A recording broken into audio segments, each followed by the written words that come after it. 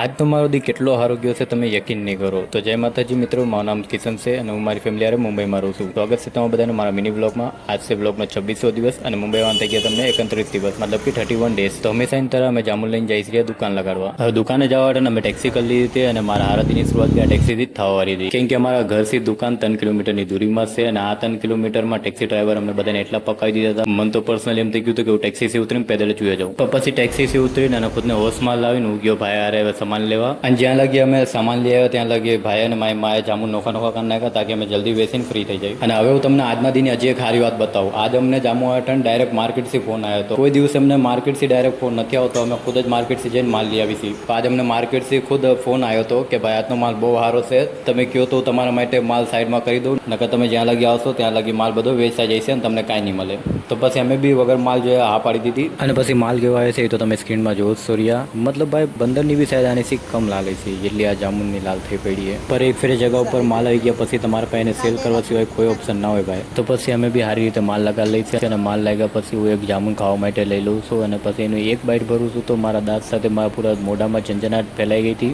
અને હજી ખાવાની મારામાં હિંમત નથી તો મેં જામુન ફેંકી દીધું. અને પછી દુકાન બંધ કરવાનો બી ટાઈમ થઈ ગયો હતો તો અમે સામાન પેક કરીને મૂકી દીધો અને આજે મારા જામુન બી બચ્યા હતા તો અમે ટેક્સી કરીને ઘરે બી આ ગયા. અને વિડીયોના સ્ટાર્ટિંગમાં મેં તમને કીધું હતું કે આજનો દી મારો કેટલો આરોગ્ય છે હું તમને બ્લોગમાં બતાવીશ. હવે વ્લોગ તો મેં તમને બતાવી દીધો છે.